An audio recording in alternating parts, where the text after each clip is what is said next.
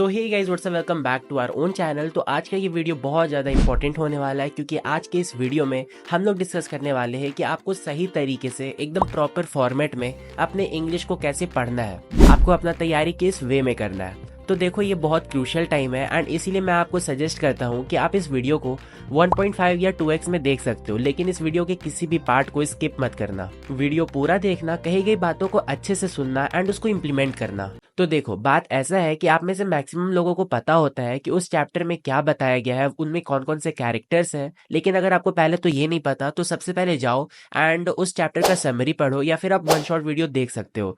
तो हम लोग बात कर रहे थे कि आप में से मैक्सिमम बच्चों को ये पता होता है कि चैप्टर में क्या हुआ है, उनमें कौन कौन से कैरेक्टर्स हैं, उस चैप्टर का थीम क्या है। लेकिन गेम वहां पलटता है जब हम अपने इन्फॉर्मेशन को यूज करके अपने आंसर को ड्राफ्ट नहीं कर पाते हैं, अपने आंसर को नहीं लिख पाते हैं। एंड यही वो रीजन है जिसके कारण हम अच्छे नंबर स्कोर नहीं कर पाते हैं। तो हम लोग एक एक करके सभी सेक्शन के बारे में बात करेंगे। तो सबसे पहले हम लोग स्टार्ट करते हैं हमारे रीडिंग सेक्शन से। तो अगर आप अभी भी अलादीन के जमाने से हो, वही पुराने स्टाइल से सबसे पहले अपना अनसीन पैसेज को पूरा पढ़ते हो, देन फिर उसके क्वेश्चंस को पढ़ते हो, देन फिर अगेन पैसेज को पढ़ते हो, उसके आंसर्स को मार्क करते हो एंड देन फिर अपना आंसर लिखते हो, तो ये एक बहुत ही गलत अप्रोच होगा क्योंकि ये कोई नॉर्मल एग्जाम नहीं है जहां पर आपको काफी टाइम मिलते हैं। यहाँ आपको फालतू के टाइम नहीं मिलने वाले हैं। एडिशनली जो आपका लैंग्वेज का पेपर होता है वो तो पहले से ही लेंदी होता है। तो ये तो था गलत अप्रोच। अब आपका सही अप्रोच क्या है? तो सबसे पहले आपको अनसीन पैसेज के क्वेश्चंस को पढ़ना है एंड फिर जब आप उस क्वेश्चंस को पढ़ लेते हो देन फिर आपको पढ़ना है अपना अनसीन पैसेज। जहां जहां पे आपको आंसर्स मिल रहे हैं उसको मार्क करो एंड फिर अपना आंसर को लिखो।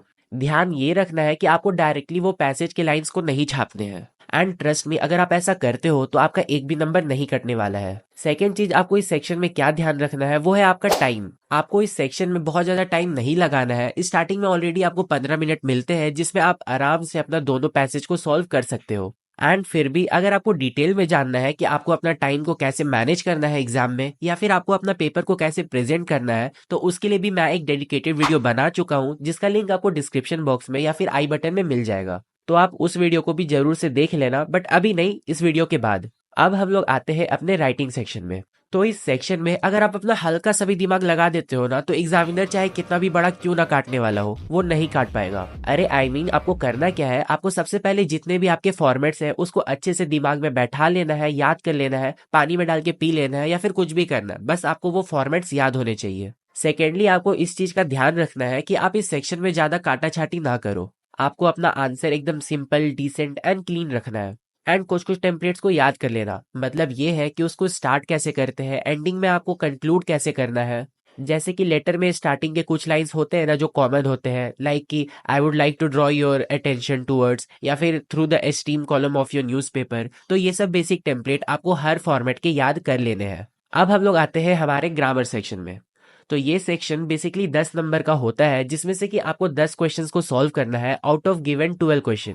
एंड इस सेक्शन में टोटल आपके 5 टॉपिक्स आ रहे हैं: determiners, tense, modals, subject verb and reported speech.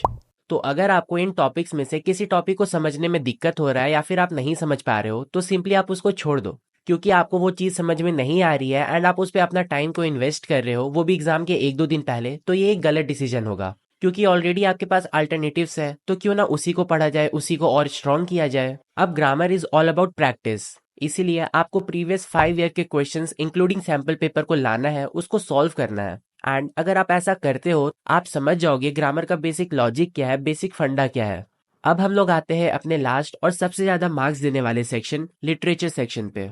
तो इस टाइम पे आपको भूल के भी एनसीईआरटी बुक को लाइन बाय लाइन नहीं पढ़ना है। आप चाहे तो समरी पढ़ सकते हो या तो मैंने जो सारे चैप्टर्स के समरी वीडियो बनाया है आप उसको देख सकते हो। वो सारे वीडियोस आपको क्लास 10 के प्लेलिस्ट में मिल जाएगा डिस्क्रिप्शन बॉक्स या फिर आई बटन में। तो उन वीडियो की मदद से आप चैप्टर के बारे में बेसिक नॉलेज ले लो कि उस चैप्टर में क्या हो रहा है, उस चैप्टर में कौन कौन से कैरेक्टर्स हैं, उस चैप्टर का थीम क्या है, एंड फिर डायरेक्टली जंप करो अपने क्वेश्चन आंसर में। सैंपल पेपर उठाओ, प्रीवियस ईयर के सॉल्व्ड आंसर्स को देखो, पढ़ो, चैप्टर वाइज इंपॉर्टेंट क्वेश्चन को सर्च करो, उसके आंसर्स को पढ़ो एंड उनमें से जो इंपॉर्टेंट वर्ड्स होता है आपको सिर्फ पढ़ना नहीं है, उनमें से जो आपका इंपॉर्टेंट वर्ड्स है, जो आपको इंपॉर्टेंट सेंटेंसेस दिख रहे हैं उसको आपको याद कर लेना है, ताकि अगर कुछ भी क्वेश्चन उससे रिलेटेड आए तो आप उन वर्ड्स को, उन अट्रैक्टिव सेंटेंस को यूज करके अपने आंसर को ओवरऑल अट्रैक्टिव बना सकते हो।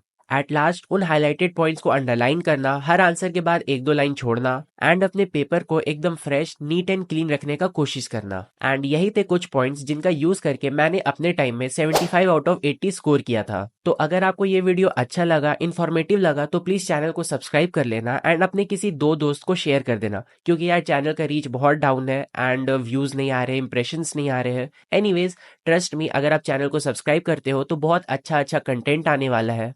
एंड आपका जो नेक्स्ट सेशन है क्लास 11 का, वो भी जर्नी हम लोग साथ में ही स्टार्ट करने वाले हैं। तो मिलते हैं किसी अगले वीडियो में, तब तक के लिए bye bye, take care and thanks for watching.